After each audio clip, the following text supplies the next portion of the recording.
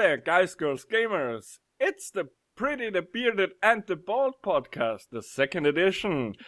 With me today are the lovely TeeggieBeeggie, totally sorry, and the handsome Ephjizilla. I'm totally messing this up today.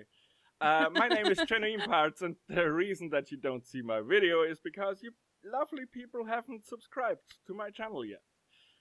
So I can't afford the operation to be a real boy.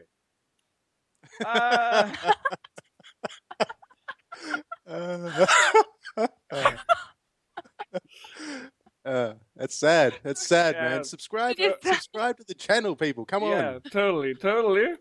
So, in this podcast, we are talking about gaming general, news of the week, and everything else that comes to our mind, and we try to make it halfway entertaining. And so I think we start off with the first topic. Oh, sorry, I didn't ask you guys. How are you? TG? I'm okay. I'm tired. I was up so stupid late last night playing this this game that just takes over your life, Minecraft. So I'm getting the coffee in me. I'll be all right in a minute. Okay. We have an hour in planning, so don't stress yourself. FG, how are you? I am well. I got a lovely night's sleep last night, and I'm feeling good. That's great. So at least one of us is awake.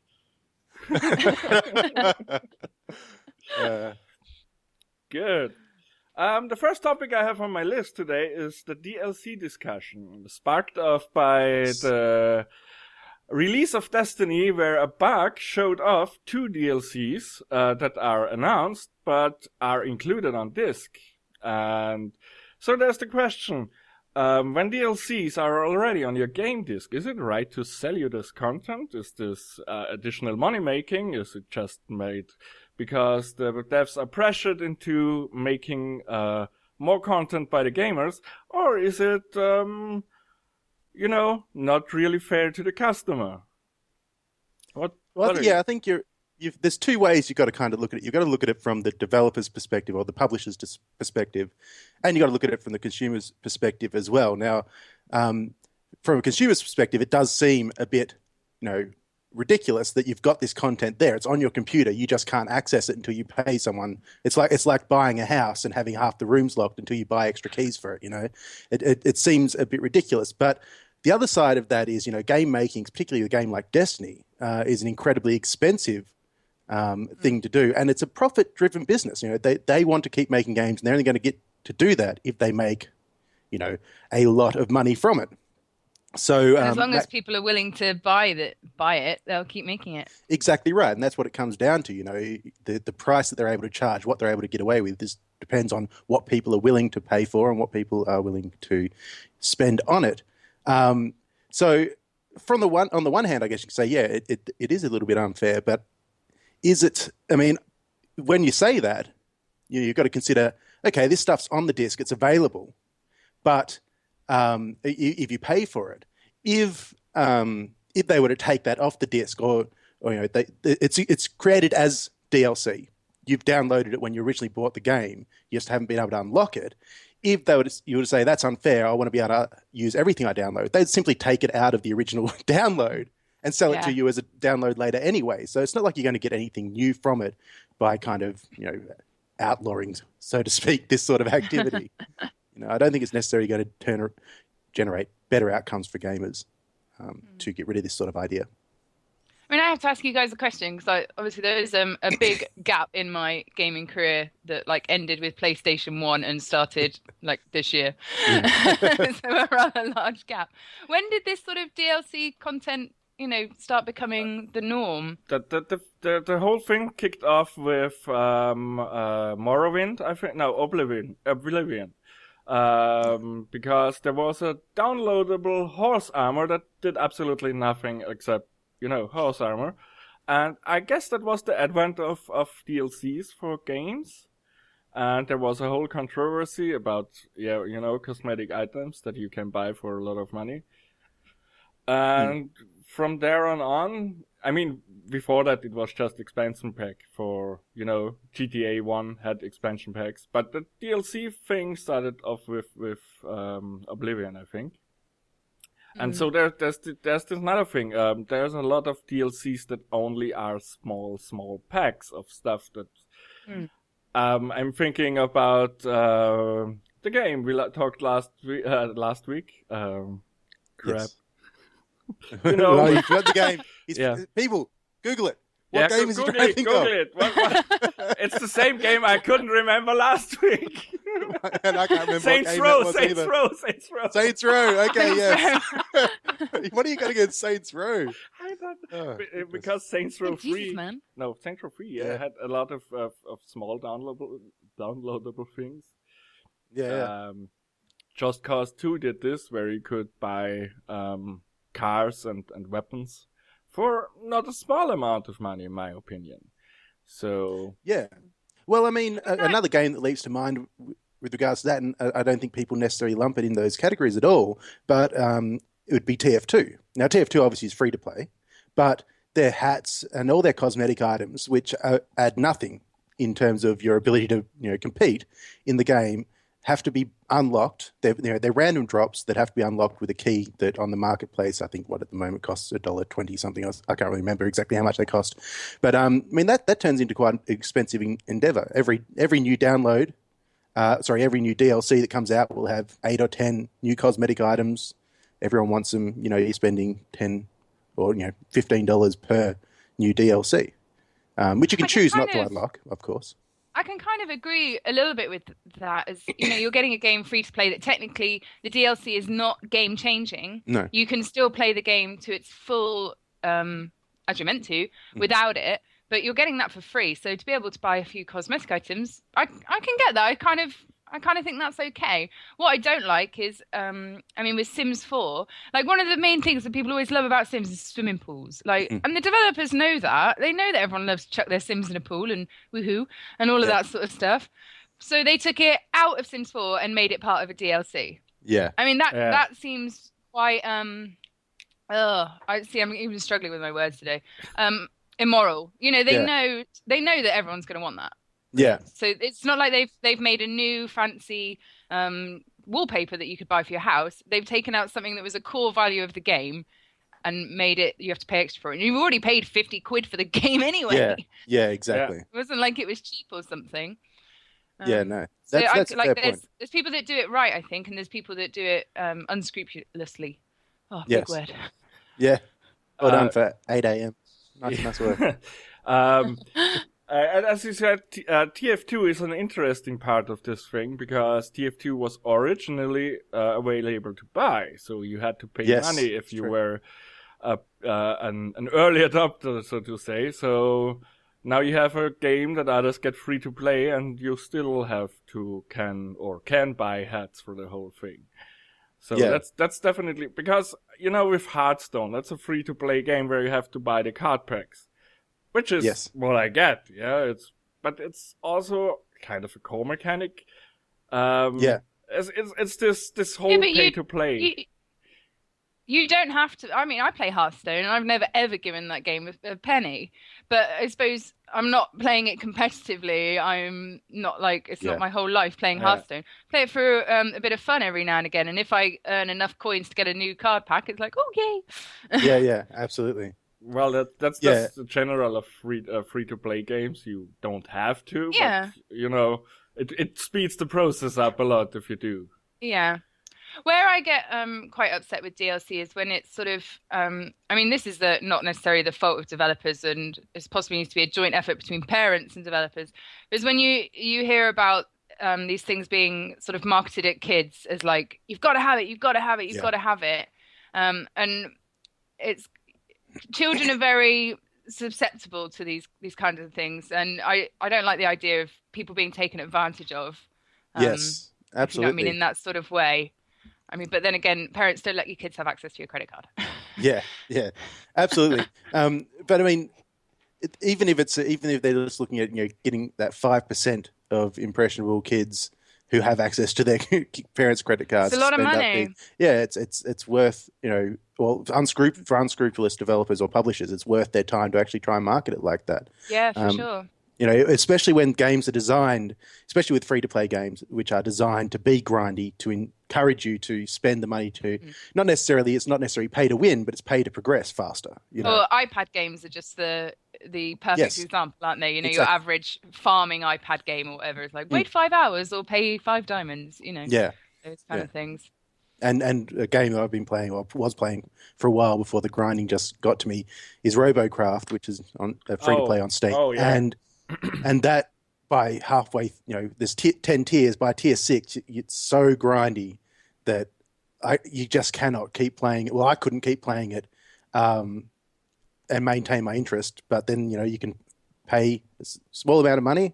It's almost like a subscription thing, actually. And suddenly, it's small amounts each time, isn't it? But then you get your bill. you progress at twice or 3 times the speed that you were progressing at before. Now, I mean, that's probably a different issue, though. Really, what we're talking there is pay to win or pay to progress, which is a little bit different to DLC. Yeah, but I think they're linked to each other, and half of the problem comes from what actually is DLC. It's easy to say it's downloadable content, but what kind of things actually fall into that? Are we just talking about map packs, or does it extend to entire new campaigns with new characters and new settings? I mean, what actually is it, and what is worth paying for, and what's not? I mean, DLC, it stands for downloadable content, doesn't it? So, but I think the term has come to encompass anything that you've got to pay to enjoy the game, like any added extra. So maybe it needs a name change or whatever. But I wonder if not the successor necessarily, but the increase of it in PC games and PlayStation games, Xbox games, is because of like the iPad revolution. Yeah. And they've seen how happy we are to pay 69p for, these silly little things. And they're thinking, well, we've missed a boat here, chaps, Yeah, absolutely. Let's get in on it. And I mean, I'm just as guilty of it. I've paid stupid money for, rubbish stuff. I'm ashamed. In our podcast, every week we suggest that something is got to be renamed. So last week it was early access, and now it's DLCs. If we don't like it, they need to rename it. Rename. Come on, rename it, guys. Rebrand. Hashtag rename revolution. Are you with us? Good stuff. Okay. I think this brings us over a bit rumbly to the next topic. Are video games art? Can video games art? I just tell a little example. In Austria and Germany, Wolfenstein, the new rendition of Wolfenstein, was practically not released because it contains a lot of symbolism of the Third Reich. And therefore, it's by law forbidden to advert or sell or possess this game. So they did a few cuts, and pretty much this cuts down the game to a generic FPS shooter. In the same time, Iron Sky, a movie that is about the Third Reich setting the foot Third Reich setting up a base on the moon. Yeah, exactly. Yeah. That was released in cinemas. Exactly what happened. Yeah. Yeah. Was released in cinemas with all the symbolism intact because movies are protected as art, so they can do that. Games can't get away with this, but movies can, and so there's the question: is this right? Yeah, it's a really tough one, and again, we're getting back to kind of definitions. How do we define art? How do we define games? And I think and there are vastly differing kind of views on those definitions. A game can be defined as something that someone engages in purely for amusement, or it can be defined as a rule-based activity with an objective. Now, they're very different sort of concepts. And art, similarly, can be defined as an expression of culture. Karl Marx defined it as an expression of alienation. Plutarch defined it as anything that tries to achieve beauty is art. So there's these ridiculously vague and also completely divergent sort of definitions. If we kind of just step back from that kind of philosophical sort of discussion, I think there's certainly games that I've played which have had a deep emotional effect on me. And that, for me, satisfies the requirement of art. Something that moves you. Exactly. And it have moved me as much as any film have moved me as much as any book that I've ever read. And probably more than any painting I've ever seen, because I don't really engage with that sort of stuff. But there are certainly other games which have had absolutely zero emotional sort of impact upon me as well. I am not an artistic person at all. I wish I could create something from nothing that some people can. And that, I think, is the simplest definition of art, to be able to create something from nothing. And, the movies are good and bad. There's a lot of movies that don't move me emotionally, but they're still considered an art form. There's paintings that are not beautiful. I mean, Tracy Emin with her dirty bed with, rubbish and condoms and stuff all over it. I mean, that is not beautiful, but it's still quite moving. It has an emotional effect on you. And I think video games should fall into that. They don't have to be beautiful to be art. They don't have to be emotionally moving. Somebody's created that from nothing, whether it be a tiny 8-bit pixel chappy running across the screen or something like you've been playing FG, the Salt game, which is just absolutely gorgeous to look at. I think they should be. I think it's terrible, like what Genuine's saying, that a truly good game with a great story that's actually depicting something real that happened in history cannot be allowed to be made, but then a crappy film about Nazis on the moon is considered an art form, Yeah, absolutely. It's a very bad double standard. It is. And my definition of the whole thing is, you consider a writing. If someone writes a book, then doesn't matter what the content is, doesn't matter if it affects anyone, you consider it the art of writing. If someone draws a painting, you consider this the art of painting. Games are just written, and they are created images on a computer, but nonetheless they create a visual stuff, and they combine those two things. And they create interactivity. And I think it's art because all the things that run into it are considered art, but the outcome isn't. It doesn't make sense to me personally. It doesn't matter if the game affects me, maybe because I don't get it. Like Braid has this absolutely complicated backstory. I don't know if you know Braid, the little 2D platformer where you can rewind time. Yep. Yeah. It's on Steam. And apparently the whole backstory is about the atom bomb. The princess is the atom bomb. I've had to read it up. I played the game, but I didn't understand it. And when I read it, I think it makes sense, and it is beautiful in a way. I don't mean I need to get it, but it has a meaning. It has some value. And I think, games should be considered art. And as we don't enjoy every single painting we see in a gallery. There'll be some paintings that we're like, oh, that's amazing, and some we're like, what? This is art. But that's what art is. It's no set boundaries. I think that's the whole reason behind art, isn't it? Is to not have boundaries and freedom of creativity.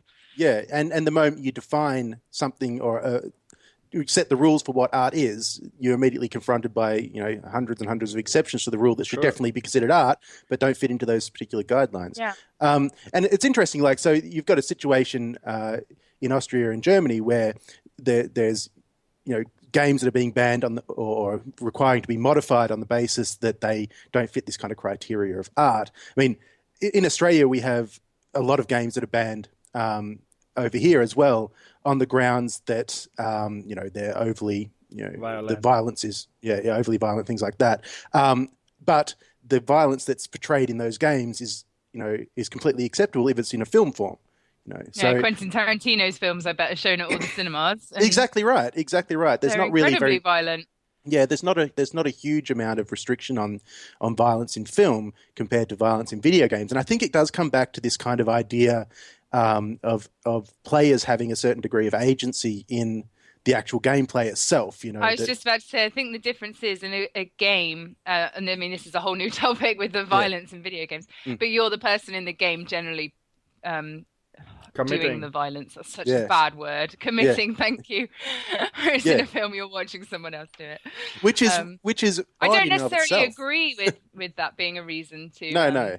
to not distribute violent games, but I think that's probably one of the major reasons behind it. I think it's also one of the factors that leads people to say that, you know, film is art, whereas gaming isn't. This idea that the person who is kind of viewing the art is also creating it is it's a relatively progressive idea. But then we have visual artists whose entire, you know, catalogue of art is based around this idea that the viewer is a part of the artwork itself. And so if you put it in a gallery, that's fine. But if you're doing it at home on your PlayStation, that's not fine. It's a ridiculous standard to set, I think. But probably also maybe a necessary one for legislators. Yeah. You know. I mean, when you come to laws and stuff, it's got to be black and white. There can't be grey areas, can there? And there's only grey areas when you're talking about art, really. It's true. Yeah. Yes, that's absolutely true. FG,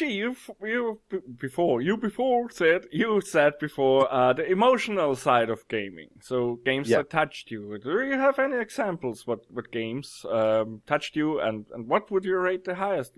Well, interesting. There's two extremes I can give with this. So recently I played a game on my channel called Rehearsals and Returns, which I found just fascinating. And that engaged with me intellectually, and I found it actually quite a moving game. It's very, very simple mechanics. It really just it's kind of like has a platform mechanic that just kind of holds it together. It's not really the center part of the game, but was this the talking? Exactly. Game? It's really you're given that snippets was of conversation. Really beautiful game. Yeah. Really nice.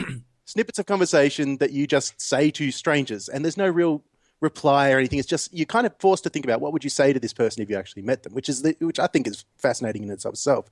But then on the other extreme, I was really actually deeply affected by Mass Effect. So I played the full Mass Effect trilogy in succession, basically. I played Mass Effect 1 ages ago, and then I played it again, played Mass Effect 2, brought the character across, played Mass Effect 3, brought my character across. So I followed this character through 3 games, guiding FemShep's decisions and so on, get to the end, and I have to make this decision. And none of the choices that I've got are great, you know.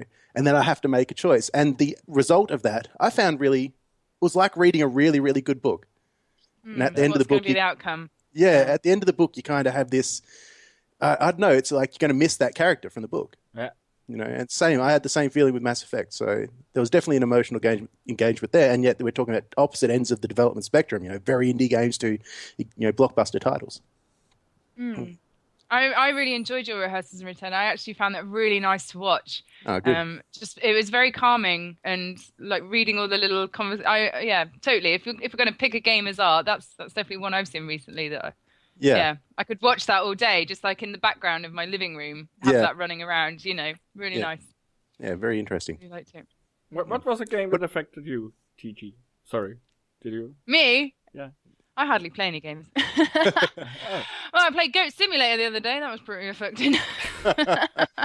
Yeah, Did you ever figure out how to front flip? Yeah, I want to go. It's click. It's right mouse button. Yes, and W. and Oh man! or moving the mouse forward with the right mouse button held. Yeah.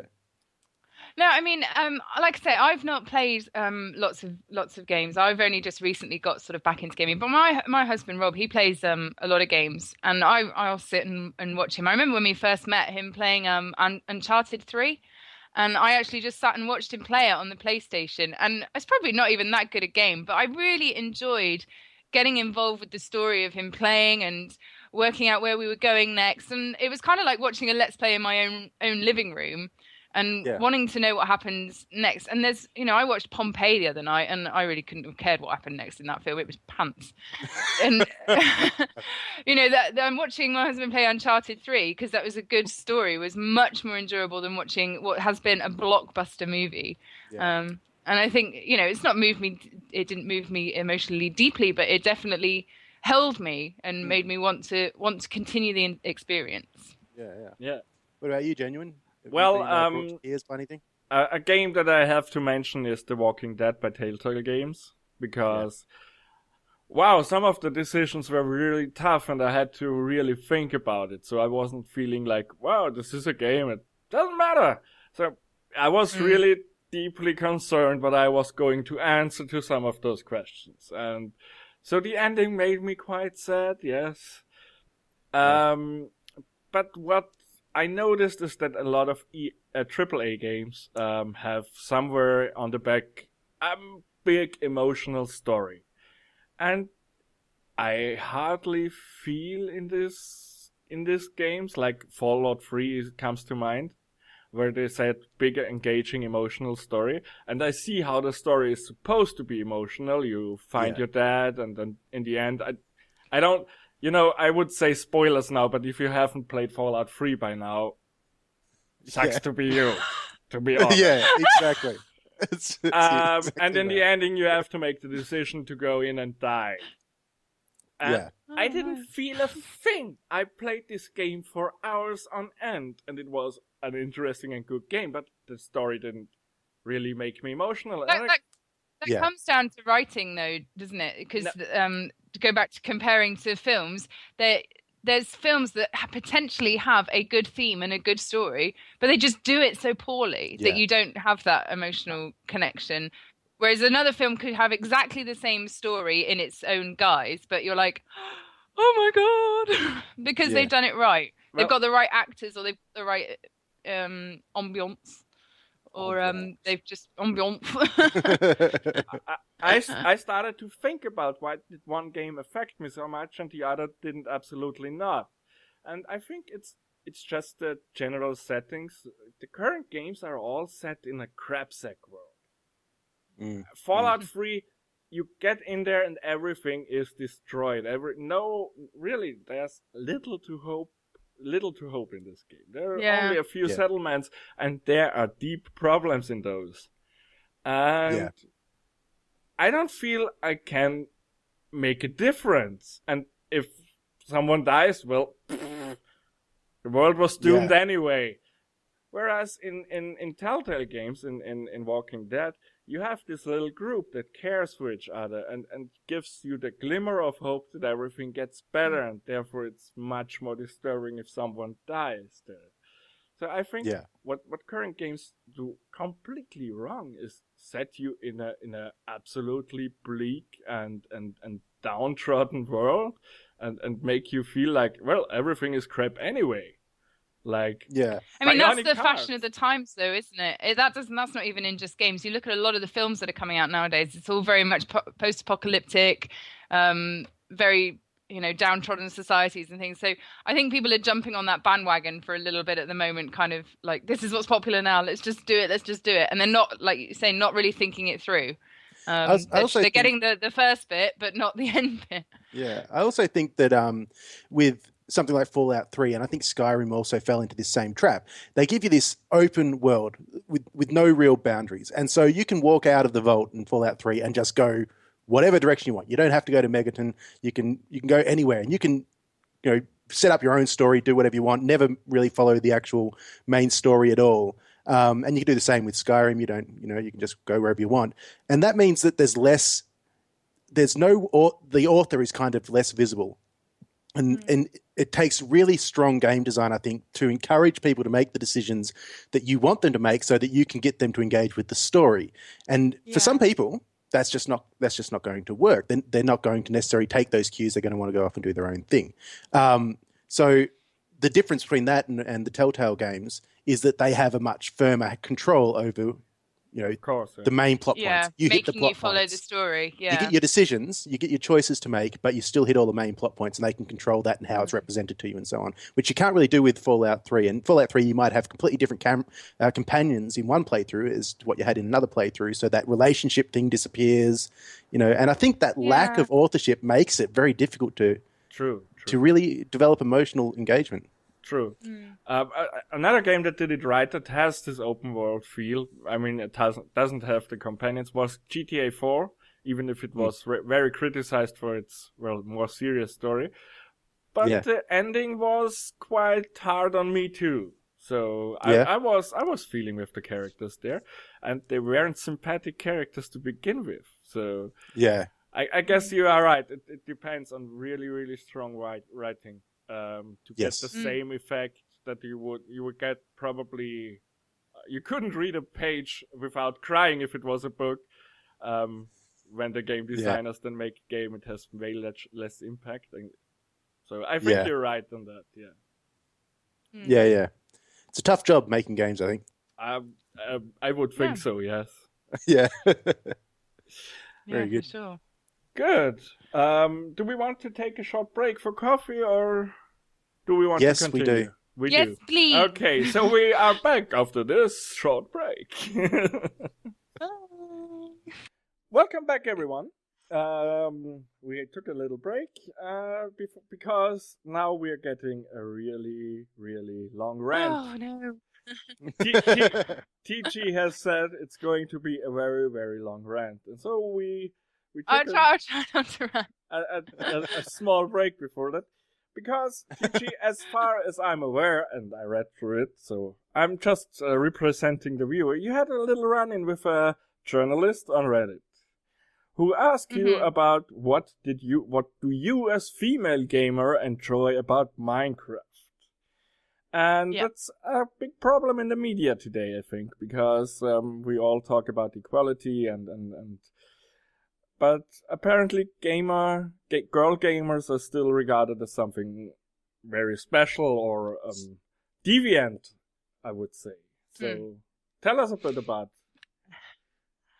it. Just frustrates me because I am a feminist, but that doesn't mean I'm trying to downtrod on all men or anything. Feminism is equality, men and women being equal, the same opportunities available to both of us. And so I get frustrated when an article is being published. Why do female gamers like Minecraft? Where's the article that says, why do male gamers like Minecraft? They're both non-stories. I don't want to read either of them. I do want to read, why do people like Minecraft? I think that's a great story because there's no difference between, either of us. It's a game, and it doesn't just go for Minecraft, and that just happens to be the game that I play most often. Any game. There doesn't have to be this distinguished. Why is that popular for ladies and why is that popular for men? Why is it popular to people? Female gamers there's less of us, but we're not some strange mystical unicorn. There's plenty of us. There might be less of us, but there's still a lot of us. And I keep feeling that sexism in games is constantly brought up, not necessarily because it's a rife problem in gaming. I'm not saying it's not a problem. There definitely is examples that friends have told me of experiences they've had where it is a problem, but I don't think it's unique to gaming. I think it's a problem throughout the world, that needs to be continually addressed. But the media seem to continually focus it on gaming and about how all male gamers are misogynistic pigs and things like that. But I play with you guys. I play with a majority group of males. And I've certainly not experienced that with the people I've played with. So I don't think you're all horrible people. I think maybe a minority of you, or maybe even a slightly more than minority group is bad. But I get fed up of always labeling you chaps as nasty. It really annoys me. Because I think it perpetuates the problem, Yeah, I agree. And I think there's a couple of issues that all kind of get lumped together in this discussion about gender and gaming. You've got, on the one hand, you've got representations of women in games, and there are some serious problems with that. Although I think we've seen some very drastic improvements in the last, 10 years probably in representations of women. But there is still this situation, and, Genuine, you've been playing Bionic Heart, which is a great example of terrible representations of women in games. Absolutely. Over-sexualized, objectified, no character, no agency, no role aside from being something like a checkbox for the male character to kind of tick off, that's a problem. But it's not a problem exclusive to gaming. No, I was just about to say, you can watch any blockbuster movie and have the exact same thing, but we're not all screaming down at Hollywood about how awful they are and how sexist and horrible this whole of Hollywood is, because they're not. It's something that needs to change, but it doesn't mean the people behind it are all horrible people. No. Feminism started a long time ago, and it's still going today.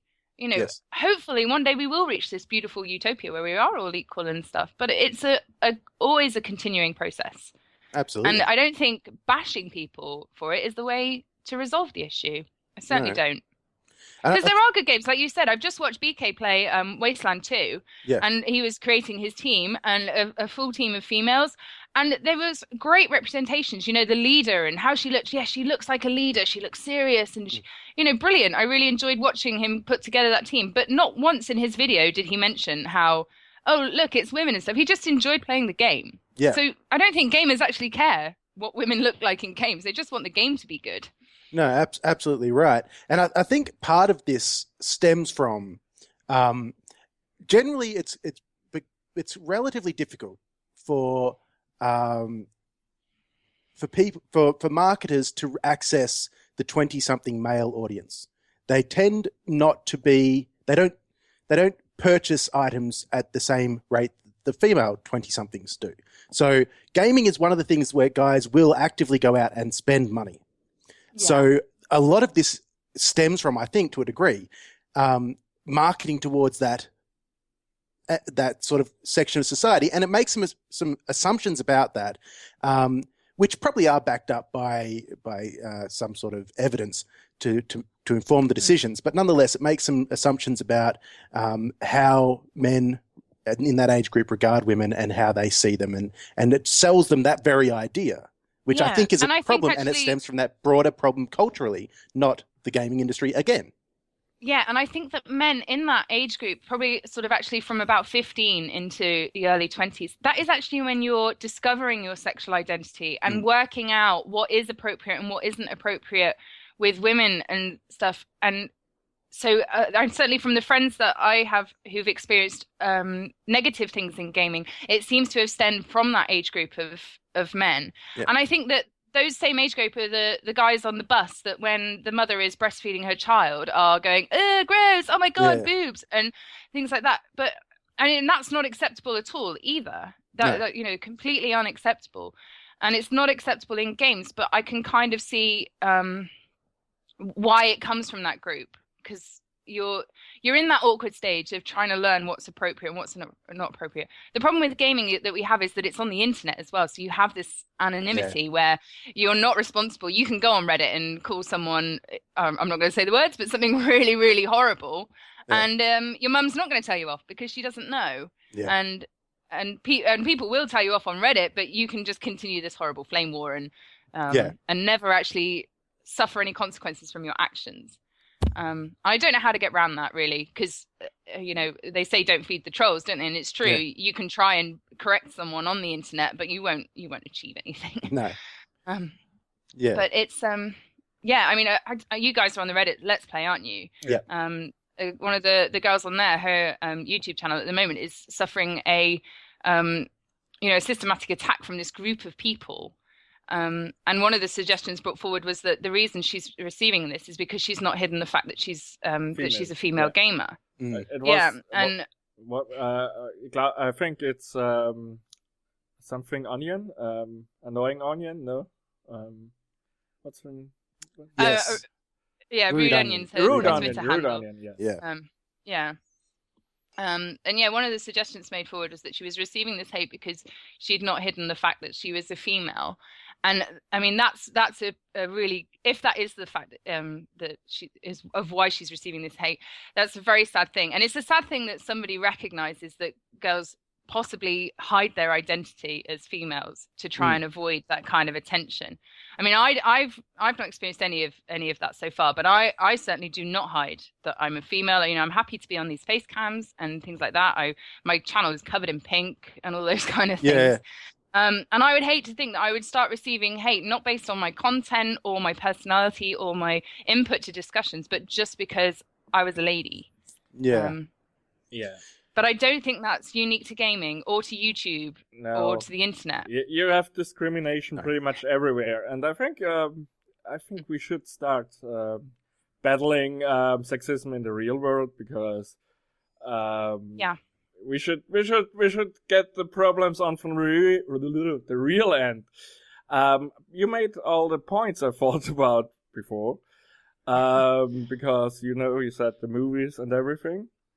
I think what you said also is that gaming gets exceptionally a lot called out for that.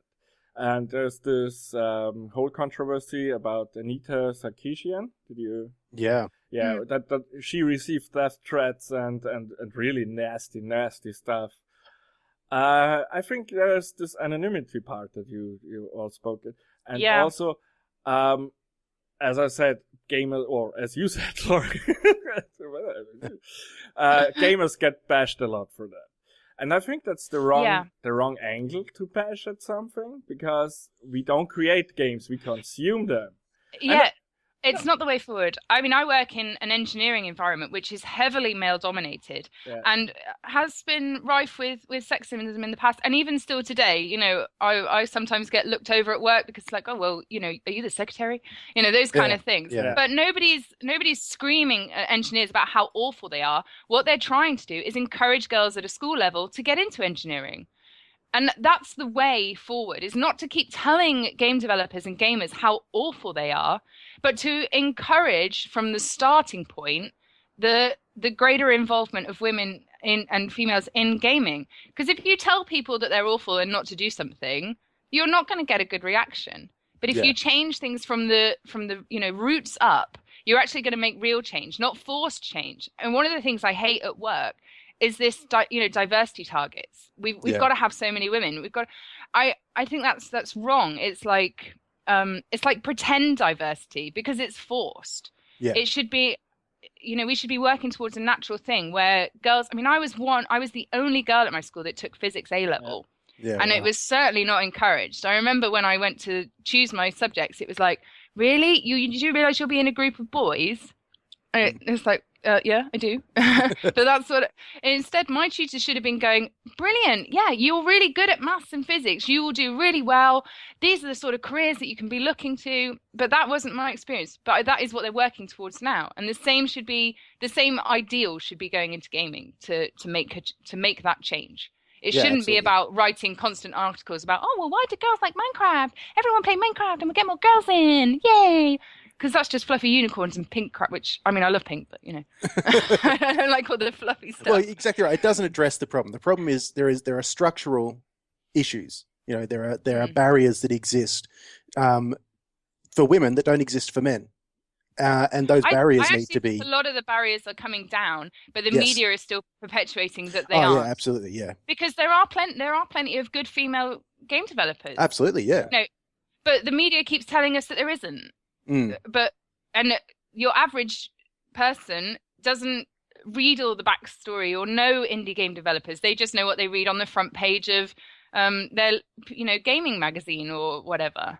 Yeah. And so if you have journalists pumping out this trash all the time, people will believe it. I mean, the same goes for the mainstream media as well, but that's a whole other issue. Yeah. The point I was making before is the group that gets bashed for over-sexualization in games are the gamers. And I can see why. Because they consume the stuff, but they don't make it. I think it's the wrong angle to go at the whole thing, because, I don't purchase a game because, oh, wow, I can objectify women in there. And I feel uncomfortable when it does. If I notice it, because, to be quite honest, I'm usually a normal guy, and sometimes that thing completely slips my mind.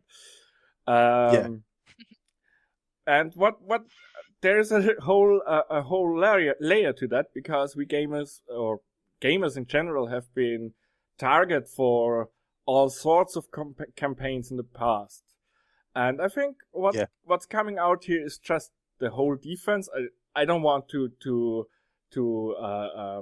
say anything they did or said to Anita or someone is good. It's absolutely wrong. But I see where they are coming from, because games have been threatened to be banned, and what have you they make you violent, they make you sexist, they make you a non-good, sit in the basement type of person. And I think what's coming out here are the defenses. You're right. It's because you're constantly being told that you're something when your average person is not. There is a minority of society that are that person, that play games.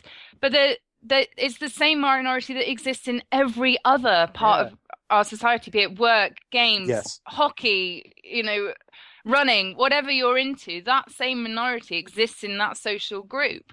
Yeah. And it's just for some reason we focus on, and I think the internet does have a lot to do with it because it's there, it's published, we can see it. Sure. And we talk about these things more, and like multiplayer games and stuff. Mrs. Blockington that we play with, she can tell you some horrible stories of her experience on some public servers with a certain section of the male society. Yeah. Which is completely unacceptable, absolutely. But I don't think that telling people that by playing, because I'm sorry, if you tell people that by playing Minecraft they're going to turn into a sexist pig, that's just crazy. Yeah. Because it is crazy. And you guys, you buy games that don't have big boobied ladies and stuff, but you buy games that also have big boobied ladies. But I don't think you buy it for the big boobied ladies. You buy it for the game. Exactly. The story that's behind it, whether it be good, bad, or whatever. Yeah. And I'm all for not having the big boobied ladies being like the front cover, but not if it's a forced thing, because then it's just it's false. It's not true. It's like, oh well, come on, let's give the girls that, keep them quiet for a while, which is kind of sexist in its own way. Absolutely. Yeah. Oh man. Sorry. a rant she promised, a rant she delivered. A worthwhile rant though, one that's worth having. Yeah. It's absolutely. Oh yeah, true. because as I say, I'm feminist through and through. I'm a total idealist. God, I'm a full-on socialist, and people are always telling me how crazy I am, that my world ideals will never work, and they probably won't. But I believe that all of us can live together in this amazing society, and I just think there's a different way that we could do it, a much better way. Yeah, indeed, and indeed. Gaming journalism at the moment is failing me in my ideals. And not just you. I think it's failing a lot of people, actually. Yeah. Yeah. I think gaming media is done anyway, and maybe a topic for another podcast. Maybe. Maybe indeed. Okay. On my list, I have bits and bobs. Feel free to have a random, unrelated topic, remarks to last week's episode, or other things. I kick it off with the small anecdote about Windows 10.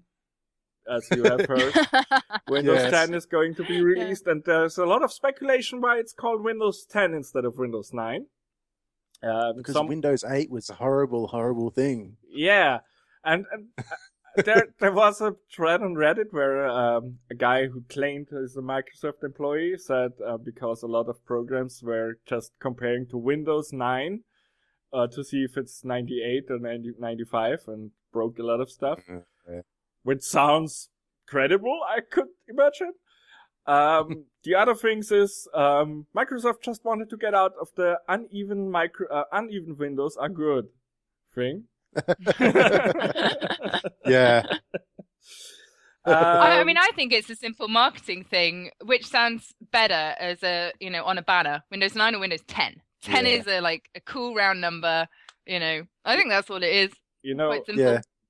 But if just leaving out one number is, I don't see the reason. Give it a new name. They did it with XP. But Windows naming is traditionally just weird. I mean, we had 95, 98, Vista, XP, ME. ME. What a version that one was. They let's just bring out Windows doors and just go nuts. Windows doors. Windows whole house version. Windows with blinds. But their marketing ploys worked because there's us three here talking about it. Exactly right. Yeah. Exactly right. We're doing some nice free advertising for them. I expect a free Windows 10 version for every one of us. Does anyone who didn't buy just a shop bought laptop actually use Windows 8 anyway? I think everyone who actually is seriously involved in any sort of computer work uses Windows 7 still anyway. I'm in the process of building my own PC, and I was looking online the other day at some ready-made PCs, and it was like Windows 8. No, I don't want any of them. Thank you. It's crazy. I bought the Windows 7 laptop for my nephew because he needed a laptop for school, and they had a requirement that it needs Windows 8. And so I begrudgingly installed Windows 8 over Windows 7, and I felt horrible. It was like killing an old friend. Windows 7, if you're completely honest, Windows 7 in my book is the best operating system version of Windows that's been released. And I mean, I'm fairly computer savvy. I work with computers all day long. And if at work, if something goes wrong with the computer, the guys come to me. My friend started uni recently, and she got given a laptop through university, and she rang me up. Tegan, I cannot set this thing up. Can you come and help me? Oh, yeah, of course, no worries, no problem. Opened it up, Windows 8. And I struggled so hard just to find the flipping settings menu. Yes. Yeah, it's counterintuitive. Completely. Yeah, and I'm not, like I say, I'm not a muppet that doesn't know how things work on a computer. Yeah. And that was it. I was like, you want to get this off of here. You'll never be able to do any work. And it looks like with Windows 10, it looks like they're kind of combining features of Windows 7's features of Windows 8. Yeah. Almost like paying lip service to some of the design elements of Windows 8, but really going back to the Windows 7 sort of model and design sort of architecture. So that'd be good if they can make it stable, basically. Yeah. Windows 8 is their tablet interface. It should have never been on a PC. But it's one of Windows. It's just Microsoft being idiots once again. Like, everyone likes tablets. iPad's doing so well. Android's starting to make some headway. Let's turn everything we make into a tablet interface. Yeah. But they made the same mistake when they first brought out Windows OS for phones, for mobile phones. I remember my first Windows phone. It had a start button on a mobile phone, and it was just the desktop. Yeah. And it's like, right, start. Oh, I premised it. Start. Nightmare, You got to wonder what goes through their head sometimes. Yeah, I mean, did nobody try it? Yeah, they have a pretty horrible thing where they just go and want to catch up with everyone, and then I think the analysts are saying, well, the PC is going away and replaced by tablets and small ultrabooks. Where do these people work? Are they working on a tablet and typing those stuff? I don't understand you. Where do you think this will go? Nowhere. PCs will always This be is where there. Apple have got it right. They've recognized that your computing experience is made up of multiple devices. You have your mobile, your tablet, your PC, your your TV as well, and they've done it really well so that everything syncs up. As soon as you take a picture on your iPhone, it's also on your PC, it's also on your laptop, it's also on your telly, and that's where they've been very good in recognizing that that's how it's all going to come together. And Microsoft and soon we'll have watches as well. Yay! And Microsoft always tries to unify stuff. Like my Xbox One, it's called One because it's going to replace your cable box. It's going to replace your media PC. And it doesn't happen because it doesn't happen. And the thing is that, I mean, Microsoft has... Where it's really been successful, I think, as a company is it's been able to put into home PCs, into personal computing, utility software and utility programs. So, Microsoft Office is the standard. It's, the core stuff you do on a PC is done through their software suite. And Windows is still the dominant operating system. Apple, on the other hand, have focused on consumer electronics more so than computing, they've worked on integrating, as you said, this network of devices, but they haven't really enabled people to utilize their kind of equipment through solid software or core software. So most people who have MacBooks are still using Office on the MacBooks, for example. But the problem is, because that's where Windows is specialized, and because or not just Windows, Microsoft, I should say, is specialized, and that's where it's become such a strong market leader, they haven't really got a great deal of success or experience in other aspects of computing technology development, so to speak. And they just don't understand the market, I don't think. Whereas Apple absolutely understands the market for the consumption of this stuff. Windows just takes a stab in the dark and says, well, this is working on this, so we'll do it for everything. Or, we'll combine everything into one unit and then everyone will be happy, rather than realizing that modularness is part of the reason they're successful. I mean, Microsoft and Windows, they're trying to be two identities. They're trying to be the serious, we're in your work office, this is how you get jobs done. And then they're also like, oh, but look, all these kids buying iPhones. Oh, yeah, Microsoft, we're really cool. And and this is why kids hate them, because it's like, no, you're not. You try hard. Yeah. You're what my mum uses to make the shopping list on. Yeah. And they need to just decide like who they want to be, because you can't sell two identities, I don't think. No, I think you're right. A nice anecdote about how Microsoft completely missed the market. Microsoft actually came up with the tablet PC like 10 years before it was a thing. And they said, no, it's never going to work, and scrapped the idea. So, yes, they absolutely have their hands on the market completely. They understand what consumers want. And then, years later, Apple comes out with a nice-looking device, but the thing that makes it work is the App Store. Yeah. Without the App Store, the iPad would just not have been successful. But with the App Store, suddenly you have a nice-looking device that you can actually very quickly and easily make functional for what you want to do. Yeah. And completely personalized to you. Yeah, exactly. Yeah. And the branding that they do it doesn't hurt them either. No. No, not at all. Yeah. Well, except if they upload YouTube albums to your phone. Yeah, that was crazy. That is bizarre, isn't it? The face of TG. Oh my god. Oh, that's so shocked. So shocked. No YouTube fan? No YouTube fan? I'm not a Bono fan. That's where it falls down. And driving along in my car with my music full blast, window down, all of a sudden to have Bono screaming. I'm like, what? No! I didn't put this on my phone, I promise! I think Bono... Reputation gone. Bono shared the hull of being an ordinary human long ago, and now he's just our Lord and Savior in his mind. I hate that. I just hate it. So self-righteous. Have you actually read what he said about the users that deleted the YouTube album from this phone? No. Do I want to know? I have to hear this. He said your ears were just not ready for his awesomeness. Oh man! Everybody take note. If you ever going to utter this sentence, you've gone wrong somewhere along the way. Yeah. Yeah. Oh, that's crazy. Wow. See, and that's why I hate Bono.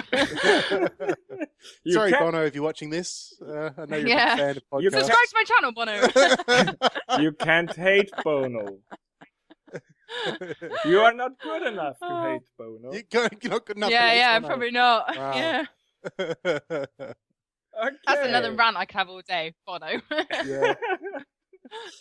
What did you upload to on your channel next week, coming week? What's going up? FG, what's going? I've been just playing Minecraft and editing Minecraft. It seems like my life has been consumed by Minecraft. Just out of pure coincidence, like 3 different series have kind of kicked off in Minecraft at the same time. So you'll be seeing a bit of that, but I won't be doing all of it. Wisdom Tooth Wizzy will be doing a lot of the editing and uploading and stuff for that as well. And he's a lot better at editing and After Effects and everything than I am as well. So it should be quite awesome to look at. But aside from that, I have a bit more salt, and I was thinking, I will be playing when it drops Alien Isolation, which I'm looking forward to, even though it's got terrible reviews so far. I'm actually really looking for... Yeah, I'm actually still looking forward to playing it. So that'll be good. Good. TG, what's on your channel? All Minecraft this week, I'm afraid. It's a running theme. But I have actually, last night, me and Mrs. Lockington, we took on the first branch of the Diversity 2 map by QMagnet. Which, yes, nice. Yeah, It was really cool fun. We played Diversity 1 a while back, but the recording got all messed up. So we took on Diversity 2 last night. Really great fun. So I'm looking forward to that coming out. I think you guys will enjoy it. Great. And you, Genuine? Well, I picked up a dev copy of what's it called? Quora. Yes, I got that as well. Yeah. So, cool. I think this will go up this week. I joined a cool Minecraft group. I think you two know members of this group. Yeah, it's called the MC Collective. Those guys. I've heard about them. And so I'm currently trying to fix the server so I can fix play their on it. broken server. Yeah. And there will be a Minecraft series going on, and I try to get this week. And well, my other series will continue, and I hope I have time to do all that stuff that I have currently on my that's the thing. plate. So little time. Yeah. Well, also I do a I need to quit my podcast. job. I don't know if you heard about it. Yeah. This is valuable editing and recording time we're eating up here. Yeah. Just chewing through it. Could be slaving over Premiere right now. Yeah. Any new channels you discovered this week? Not discovered, but I have been watching a bit of Sloshworks, who's another Australian from Perth, just like I am. And he's been playing. He actually had a fairly substantial series of Wasteland 2 when it was in beta, or maybe even when it was in alpha. He got very early access to it. And he played through that, and he's been playing through a version of the full release.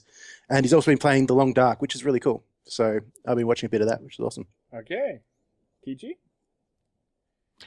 I've actually found a great channel that I've been watching at the moment called Redstone Innovations, but unfortunately it actually looks like they've stopped making videos, which is a real shame because they've got some really great tutorials that I've been watching and learning from. So if you're watching Redstone Innovations, please come back and make more videos because I want more Redstone learnings, please. Yay! What about you, Genuine? I am sadly to report I hadn't time this week to keep up with all my YouTube. I was really busy. I have now 5 series going on, I think, and I haven't kept up with all my subscriptions. I'm terrible sorry. I have nothing to report, but I will definitely make up by recommending 2 channels next week. Oh, you heard it here first, people. Okay. Yeah. You heard, the promise has been made. Yeah, definitely. Very good. Wait, let me just look at the email you sent us. Yeah. That's everything. We've done it. That's everything. We That's the second episode down. Yeah. Oh, we're so good. So I hope you guys enjoyed this. Anything to add from you two lovely people? If you really did like it, leave us a comment and let us know what you want us to talk about next. Yeah, a like would be wonderful as well. Absolutely. And Teeggie, you're going to be hosting it next week. Well, actually, I need to speak to you guys because I'm not going to be here next week. Uh-oh. Dun, dun, dun. I know. Sorry, shocker. I've got to go do the family thing. It's my great auntie's 80th birthday. So I'm going to go spend the weekend with my grandma and go out for a nice birthday lunch. That is fair enough. Then I suppose I'll host it next week and we'll have to get a guest to fill your shoes if they can, if we could ever find someone capable of doing that. I'm sure you'll find someone in the MC Collective who will be more than happy to join you if you want to dish round those lot. FG, you could just create a video of yourself and we have 2 FGs. Oh, yeah. And I could argue with myself. Or you could do your twerking episode, you know. Just a screen just in the corner of me just twerking for an hour. Yes. I'd watch it. I'd watch it. I'd watch it too. Yeah, you know we won't shut up until this happens. Why does it always turn to me twerking? Because every conversation we have. Yeah. Because the people want to see it. Yes, it's the people. They have spoken. Do you hear the people If you read the comments on the last video, you'll realize that people really don't want to see it. Admit it. It was your alt accounts that posted it. Yeah. I can keep on creating them as well. Don't you worry. Well, leave a like if you do. Yeah.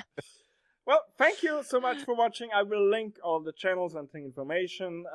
Check out these other 2 peoples, those cool Ephjizillas and cool TeeggieBeeggies, because they definitely deserve your subscription and likes.